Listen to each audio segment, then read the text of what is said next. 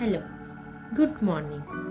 আমি কাজে বসে গেছি, তো দেখতে থাকো। এই যে লাউ শাক, এই যে সব কিছু নিয়ে বসে গেছি এখানে কাটাকাটির জন্য। এত কিছু নিয়ে বসেছি, একসাথে করব কাটাকাটি। তো দেখতে থাকো আমার সাথে।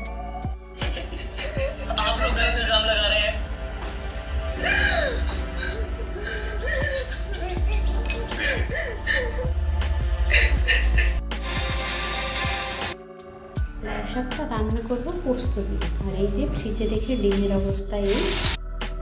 তোমরা যারা আগের ভিডিও দেখেছো আমার রান্নার, সবাই কম বেশি জানো আমি যে কোনো সবজি আগে একটু ভেজে নিয়ে রান্না করলে কিন্তু টেস্টটা দ্বিগুণ হয়ে যায়। নমস্কার, আমি অঙ্কিতা। তোমরা দেখছো আমার ভিডিওটা ইন্ডিয়া কলকাতা থেকে। তো আমি প্রতিদিনই কিছু না কিছু ভিডিও দেওয়ার চেষ্টা করি, যেটা আমি নিত্যদিন করি সেইটাই। আর রান্নাবান্নাগুলো তো আমি সবসময় চেষ্টা করি একটু তুলে ধরার। তোমাদের কেমন লাগে আমার ভিডিওগুলো যদি তোমরা তোমাদের মতামত জানাও, তাহলে কিন্তু আমি ভিডিও বানাতে আরও বেশি আগ্রহ।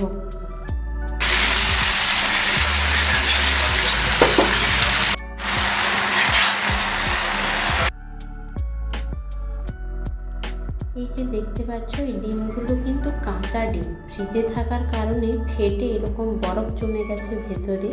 তো এরকম কার কার সাথে হয় একটু জানিও।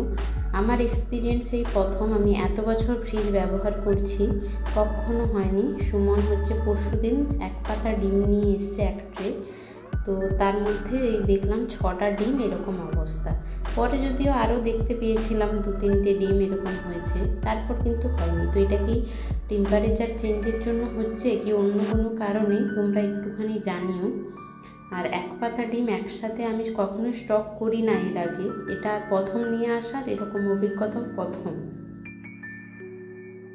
আমি তো প্রতিদিনই চেষ্টা করি তোমাদের সামনে আমার রান্নাবান্না তুলে ধরার। তো তোমরা কে কে রান্না করছো অবশ্যই একটু কমেন্ট করে জানিও। আর দুপুরবেলা এরকম গরম গরম লাউ শাকের তরকারি আর ভাত একদম জমে যায় খাওয়া। তো তোমরাও যদি ভালো লাগে তোমাদের এই রেসিপিগুলো, অবশ্যই বানিয়ে খেয়ে আমাকে কমেন্ট করে জানাতে পারো যে হ্যাঁ খুব ভালো হয়েছে। যদি খারাপও লাগে সেটাও জানাবে।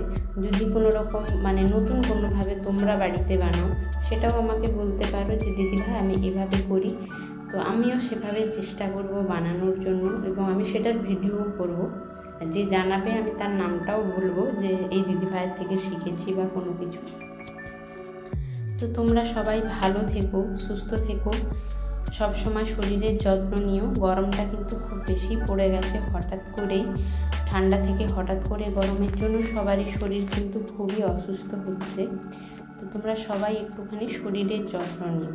আমি কিন্তু এখানে লাউ শাকে টমেটো দিচ্ছি, আমি জানি না তোমরা কে কে ব্যবহার করো, আমি ব্যবহার করি সেই জন্য দিলাম। সবাই ভালো থেকো, টাটা।